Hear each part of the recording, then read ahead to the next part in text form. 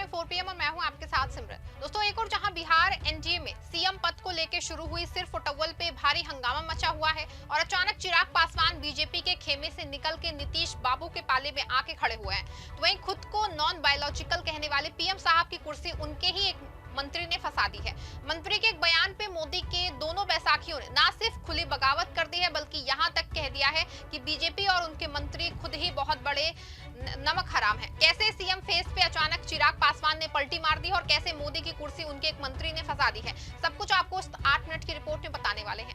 दोस्तों, बिहार चुनाव में एनडीए के अंदर सीएम फेस को लेकर चल रही सिर्फ फुटबॉल अब किसी से छिपी नहीं है।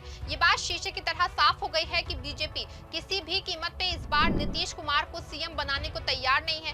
दूसरी ओर नीतीश बाबू की पार्टी के तेवर भी तल्ख है।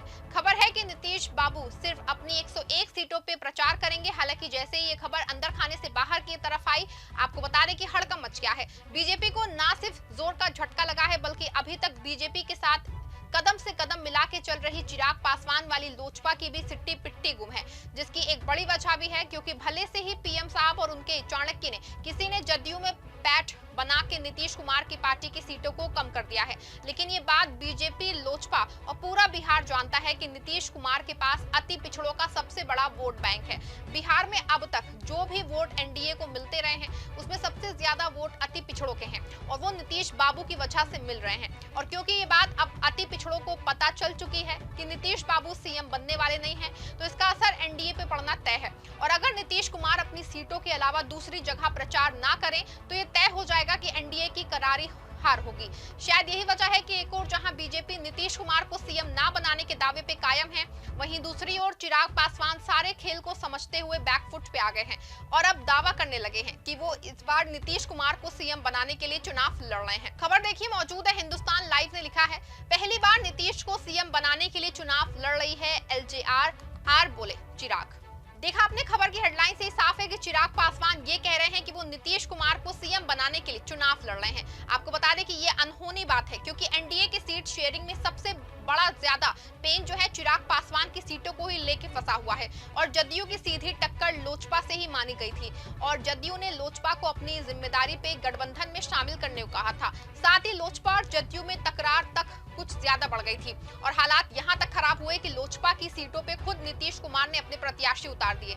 इसके बाद ना सिर्फ बीजेपी को बैकफुट पे आना पड़ा बल्कि लोजपा ने भी अपने प्रत्याशी बदले, लेकिन बीजेपी ने सीएम फेस वाला गेम खेल दिया है और अमित शाह ने एक इंटरव्यू में ये बात साफ तौर पे बता दी है कि नीतीश सीएम फेस नहीं।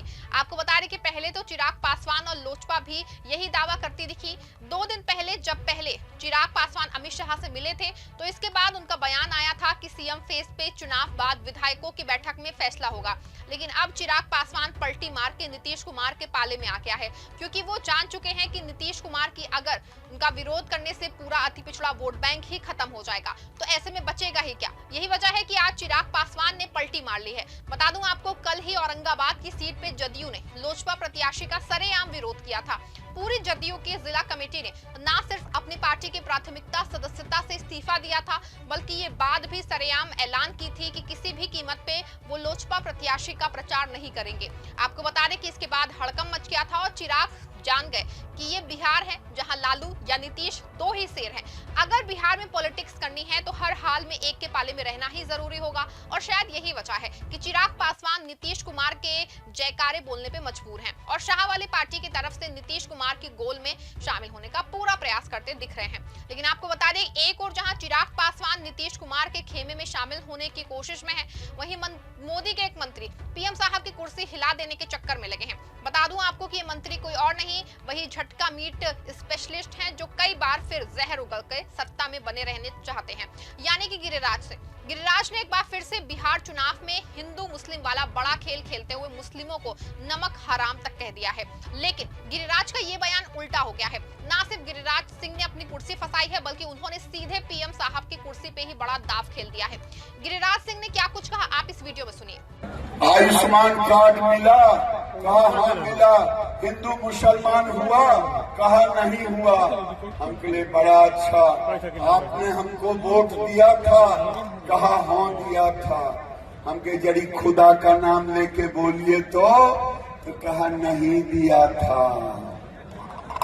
हमने कहा नरेंद्र मोदी ने गाली दिया था तो नहीं, हमने गाली दिया था तो नहीं, मैंने कहा तो मेरी गलती क्या थी? जो किसी के उपकार को ना उपकार माने उसको नमक हराम क्या बोलते हैं? अरे जो किसी का उपकार ना माने उसको क्या बोलते हैं? उसको क्या बोलते हैं? मैंने कहा मौलवी साहब मुझे नमक हरामों का वोट नहीं चाहिए। सुना आपने कैसे मुस्लिमों को गिरिराज सिंह ना सिर्फ खुद नमक हराम कह रहे हैं बल्कि जनता से कहलवा भी रहे हैं। ऐसे में लगता है कि देश का सारा पैसा मोदी जी और गिरिराज सिंह कमा के ले जा रहे हैं, जबकि सच्चाई ये है कि देश में जितनी योजनाएं चल रही हैं ये पूरा पैसा सीधे जनता का है। और अगर ये पैसा मुस्लिम या हिंदू किसी भी जनता पे लग रहा है तो इसमें हर्ज ही क्या है। लेकिन गिरिराज सिंह मुस्लिमों को नमक हराम बताने, संघ और बीजेपी के नैरेटिव को सेट करने के लिए जनता के पैसों को मोदी का पैसा बता रहे हैं। बहरहाल गिरिराज सिंह मोदी के ही मंत्री हैं। वैसे भी बिहार में 20 साल से एनडीए की सरकार है, क्या क्या ये पूरा बिहार जानता है। ना नौकरियां हैं, ना रोजगार है, ना ही फैक्ट्रियां लग रही हैं। बस मंच से पीएम साहब कई साल से सिर्फ भाषण पे भाषण दिए जा रहे हैं। लेकिन क्योंकि चुनाव है, बीजेपी हिंदू मुस्लिम के अलावा रोजगार, व्यापार और नौकरी पे वोट मांगने की स्थिति में तो है नहीं, इसलिए हिंदू मुस्लिम की मीठी गोली फिर से बिहार की जनता को सुधारने के लिए चक्कर में है। लेकिन आपको बता दूं कि ये मीठी गोली चलने वाली नहीं है, क्योंकि एक और जहां गिरिराज सिंह के बयान पे जेडीयू ने ही इसका खुलेआम विरोध किया है। इंडियन एक्सप्रेस की रिपोर्ट के अनुसार नीरज कुमार ने जो है कहा कि गिरिराज सिंह का बयान प्रधानमंत्री नरेंद्र मोदी के सबका साथ सबका विकास सबका विश्वास नारे के खिलाफ है। बिहार के मुख्यमंत्री नीतीश कुमार ने हमेशा समावेशी विकास पे जोर दिया है, ना कि पार्टी पे। कुमार ने कहा कि केंद्र सरकार कल्याण योजनाओं में भेदभाव नहीं करती, भले ही किसी समुदाय से वोट ना मिले। उन्होंने सिंह के शब्दों को व्यक्तिगत बताया। आपको बता दें कि मामला सिर्फ जदयू तक सीमित नहीं रहा है, बल्कि इस पे एनडीए के और घटक दल हम यानी कि जीतन राम मांझी की पार्टी का बड़ा कमेंट आया है। आपको बता दें खुद जीतन राम मांझी ने गिरिराज सिंह के नमक हराम वाले बयान को ना सिर्फ गलत बताया है, बल्कि ये बात भी साफ तौर पे कह दी है कि किसी को भी इस तरह से किसी भी जाति और समुदाय को नमक हराम गलत ये कहना बहुत गलत है। उनका दावा है कि आरजेडी के नेता मुस्लिमों को केवल बीजेपी के नाम पे डरा रहे हैं। विकास और काम पे वोट देना चाहिए, क्योंकि केवल जात पात पे वोट नहीं देना चाहिए। हम तो यही चाहेंगे कि भगवान उनको थोड़ी सद्बुद्धि दे और वो हमें वोट दे। मोदी जी सबके विकास के लिए कार्य करते हैं। मोदी जी केवल हिंदू के लिए नहीं काम करते हैं, वो सभी के लिए काम करते हैं। हिंदू हो, मुस्लिम हो, सिख हो, ईसाई हो, सबके लिए काम करते हैं।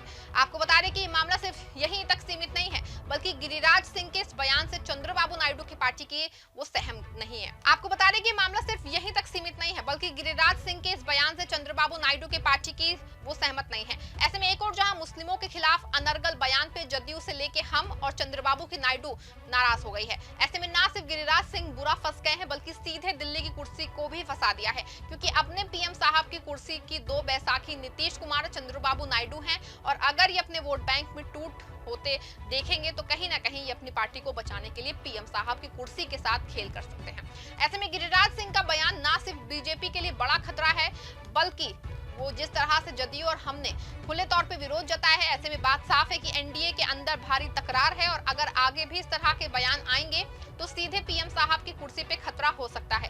हालांकि अभी तक कभी नीतीश कुमार और चंद्रबाबू नायडू ने पूरा स्टैंड कभी भी मुस्लिमों के लिए नहीं लिया है। यहाँ तक कि वक्फ कानून को सुप्रीम कोर्ट गलत बता चुका है और कुछ धाराओं पर रोक लगा दी है। लेकिन नीतीश बाबू और चंद्रबाबू नायडू को लगता था कि पूरा वक्फ कानून सही है, और अब जब बिहार में वोट लेने की बात आई है तो गिरिराज सिंह का विरोध उसको कर रहे हैं। सवाल यह है कि क्या जदयू भी मुसलमानों को लेकर दोहरा रवैया अपनाए हैं, क्योंकि जिस तरीके से जदयू 101 में सिर्फ 4 सीटें मुस्लिमों को दी हैं, इस बात का सबूत है कि जदयू भी मुसलमानों को अलग मान के चल रही है। और गिरिराज सिंह के बयान का विरोध उसका चुनाव लाभ जैसा मकसद है, लेकिन चुनावी मकसद के लिए ही सही। लेकिन एनडीए में गिरिराज सिंह के बयान पे तकरार है, और ये तकरार ठीक वैसी है जैसे सीट शेयरिंग और सीएम फेस को लेके है। पूरे मामले पे आप क्या सोचते हैं कि जिस तरह से जदयू, टीडीपी और हमने गिरिराज सिंह के बयान का विरोध किया है, क्या इस तरह से मुस्लिमों के मुद्दे पे स्टैंड ले पाएंगे? क्या तीनों दलों में इतनी ताकत है कि मोदी की कुर्सी को हिला सकते हैं? क्या तीनों दल अभी ऐसा कर सकते हैं कभी भी? आप अपनी राय कमेंट जरूर बताइएगा, खबर को लाइक शेयर करिएगा।